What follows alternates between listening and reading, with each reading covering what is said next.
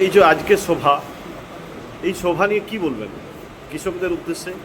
আজকের যে সভা শুধু এই বাঁকুড়া না, সারা পশ্চিম বাংলার প্রত্যেকটি জেলা, প্রত্যেকটি বিধানসভায়, প্রত্যেকটি ব্লক কৃষি আধিকারিকের উদ্দেশ্যে ভারতবর্ষের মধ্যে এই পশ্চিমবঙ্গ রাজ্যটা স্বাধীনতার পর থেকে এই প্রথম একটি সরকারের কৃষক কল্যাণমুখী বাজেট তৈরি হয়েছে কৃষি প্রধান এই পশ্চিমবাংলার জন্য। এবং বর্তমান পশ্চিমবাংলার মুখ্যমন্ত্রী বাংলার কৃষকদের জন্যে অভূতপূর্ব কেন্দ্রীয় সরকারের এবং রাজ্য সরকারের যে পরিকল্পনা, জনমুখী পরিকল্পনা ঘোষণা করেছেন, সেই এবং বাস্তবে রূপ দেবেন, সেই বিষয়গুলি আমরা কিষাণ মোর্চার পক্ষ থেকে সারা পশ্চিমবাংলার প্রত্যেকটি কৃষকদেরকে মণ্ডলে মণ্ডলে গিয়ে অবগত করাচ্ছি এবং সেই পরিকল্পনাগুলি কৃষকরা সার্বিকভাবে যাতে পায় তার রূপরেখা তৈরি করার জন্যে এবং এডিও অফিসদের, এডিএ আধিকারিকদের বিগত দিনে যে ঘটনা বা দুর্নীতি ছিল, প্রকৃত কৃষকরা পেত না, সে কোনো সুযোগ সুবিধা প্রকৃত চাষি পেত না। একটা রাজনৈতিক দলের কর্মীরা ভোগ করত, বাজারে ব্ল্যাক করত, সেই সমস্ত ঘটনা থেকে মুক্ত করে কৃষকদের জন্যে ডবল ইঞ্জিন সরকারের ব্যবস্থাপনা, কেন্দ্রীয় সরকারের ব্যবস্থাপনা এবং বর্তমান বিশেষ করে যিনি মুখ্যমন্ত্রী শুভেন্দু অধিকারী মহাশয় এই কৃষক জনকল্যাণমুখী কর্মসূচি বা বাজেট পেশ করেছেন। সেই বাজেটে কিন্তু কৃষকরা বলছেন যে ওনারা যেসব ভাতাগুলো পান কেন্দ্রীয় প্রকল্পের বা রাজ্য প্রকল্পের, সেই ভাতাগুলো ঠিকঠাক পাচ্ছে না, কৃষকরা বলছেন। অনেক খুব বাস্তব বিষয়।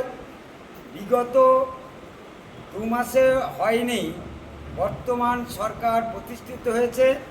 এর আগে সরকার, যতগুলি সরকার প্রতিষ্ঠা ছিল, প্রত্যেকেই ইমপ্লিমেন্টের ক্ষেত্রে যে দুর্নীতি তৈরি করেছে, একজন চাষি, প্রকৃত চাষি পাওয়ার জন্যে যা পরিকল্পনা দরকার তারা পায়নি।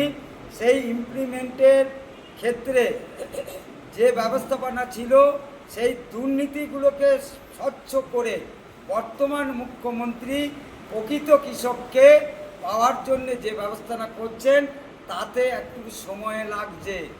সময় লাগলেও অবশ্যই এটা দৃঢ়তার সঙ্গে এই সরকারের মুখ্যমন্ত্রী সেটা পালন করবেন, প্রত্যেকটা কৃষক পাবেন।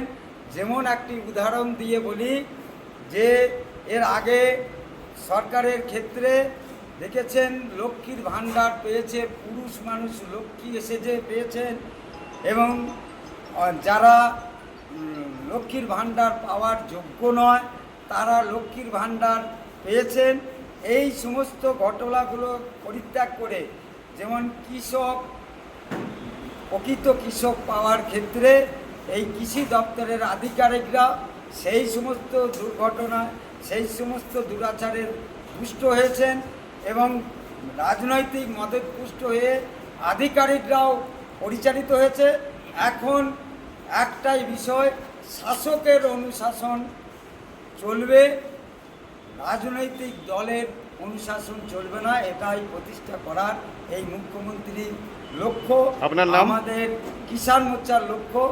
আমার নাম বুদ্ধদেব মণ্ডল, ভারতীয় জনতা কিষাণ মোর্চার রাজ্যের সহসভাপতি এবং আজকের এই পরিকল্পনার এই বাঁকুড়া জেলার দায়িত্ব নিয়ে এই বাঁকুড়া জেলায় এসেছি। আজকের এই যে সভা মূলত কৃষকদেরকে নিয়ে, মানে আপনি এসছেন, একটু কিছু কৃষকদের উদ্দেশ্যে কি বার্তা দিতে চাইছেন?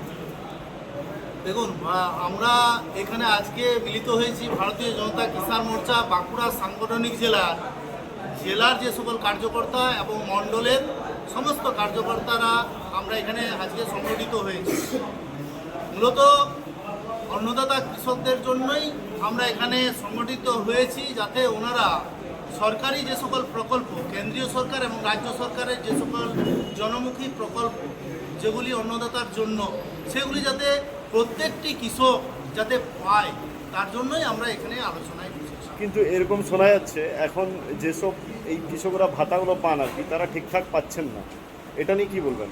দেখুন, সাময়িক হয়তো এক টুকরা টুকরি অসুবিধা হতে পারে, কিন্তু কোনো প্রকল্পই বাদ যাবে না। এটা আমাদের সম্মানীয় মুখ্যমন্ত্রী সুরেন্দ্রবাবু বলেছেন যে কোনো জনমুখী প্রকল্প আমরা কিন্তু বন্ধ করছি না, প্রতিটি প্রকল্পই চালু থাকবে। আপনার নাম? আমার নাম তারকনাথ গোস্বামী, বাঁকুড়া সাংগঠনিক জেলা কিষাণ